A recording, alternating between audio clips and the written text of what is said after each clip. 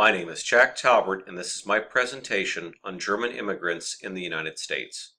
Although Germans have immigrated steadily to the New World over the past 400 years, this presentation will focus on the years between 1850 and 1900, as that was the time my family immigrated from Germany.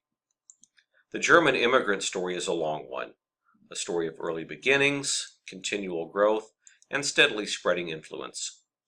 Germans were among the first Europeans to make their home in the New World and are among the United States' most recent arrivals.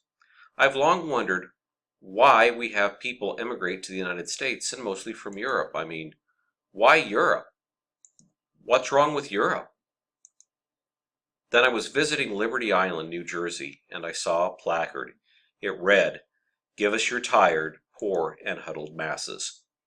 I realized the sign was facing Europe, which apparently many of them read and thought to themselves, yeah, I'm a poor, tired, huddled mass. Maybe I should go towards that sign. I think it's probably okay that we go take the sign down now, or at least update it to read, "Give us your best and brightest individuals." This is a picture of my grandfather George Hilton Talbert, his wife Mary Naomi Durmeyer, and their children. Everyone in this picture has since died, with the exception of the youngest boy seated in the front row, which is my Uncle Jim. Immediately behind Jim is my father, George Newton Talbert.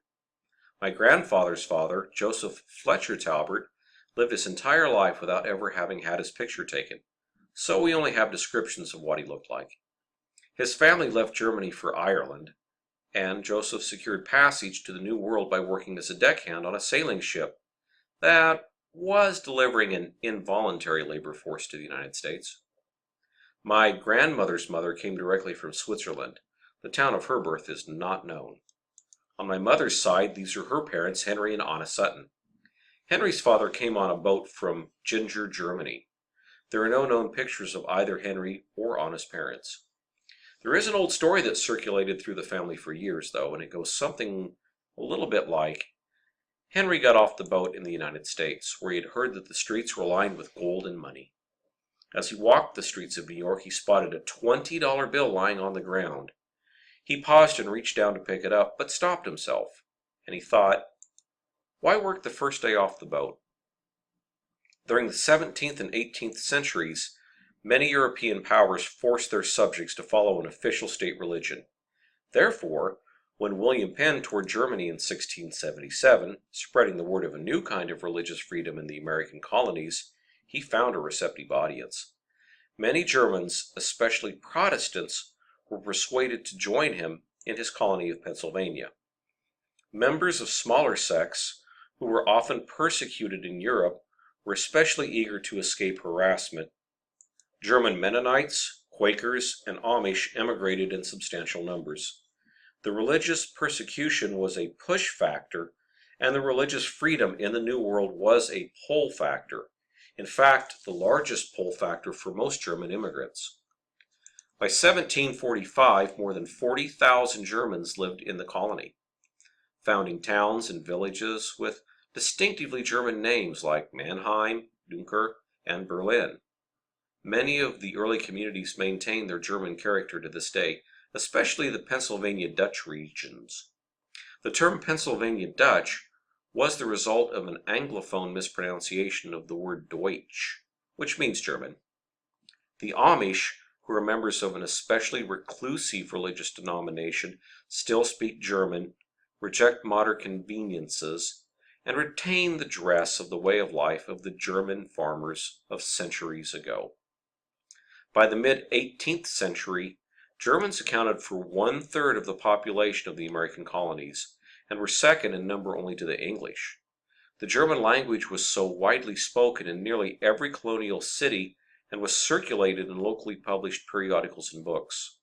When the members of the Continental Congress first met in Philadelphia, they walked down streets lined with German businesses, sporting German signs, and their deliberations were reported in German broadsides and debated in German coffee houses. When the Declaration of Independence was signed in 1776, a German newspaper was the first to break the news, and German copies of the Declaration were on the streets the next day. The United States government offered free land in the Great Plains region to those who would cultivate the land. This is how my grandfather came into possession of a farm in Marion County, Kansas. That farm stayed in our family until the time of my grandfather's death, when it was sold part of his estate sale. So many German immigrants settled this land that 1 of every 4 people from Kansas declares their heritage as German. German immigrants set up schools. The first kindergarten was founded in 1855 by German immigrants. A public education for all was uncommon in the United States at that time. But most cities had at least one German language newspaper, and German was the second most common language behind English in the United States. And it was not so far behind. Many Germans were very industrious and pioneers in their fields. An army of skilled German workers rolled into the American cities during the 19th century, bringing with them the trades they had plied in their homeland. German Americans were employed in many urban craft trades, especially baking, carpentry, and the needle trades. Many German Americans worked in factories founded by the new generation of German American industrialists, such as John Bausch, Henry Laum, who created the first American optical company. Steinway, Nabe, and Schnabel, they made pianos. John Davidson Rockefeller was big into petroleum, made kerosene lights and lanterns, founded Standard Oil. Studebaker and Chrysler, well, they made cars, and of course H.J. Heinz is famous for the Heinz ketchup and the Heinz foods. And Frederick Weyerhaeuser, he was big in lumber. The German culture was spread evenly throughout the United States, hence so were the German people, although the largest concentration of true German immigrants that remained living an old world lifestyle, but in the New World, was in Pennsylvania. World War I brought some anti-German sentiment. To avoid harassment, many German people changed the spelling and pronunciation of their names, and German language publications ceased circulating. German wasn't taught in U.S. schools the way that it had been. Traditions that many think of as being fundamentally American, being part of the nation's heritage since time immemorial, were either introduced or popularized by German immigrants in the 19th century. Several of the most familiar elements of the American Christmas celebration, from the Christmas tree to the gift-giving Santa Claus, even to the Easter Bunny, were gifts from the Germans.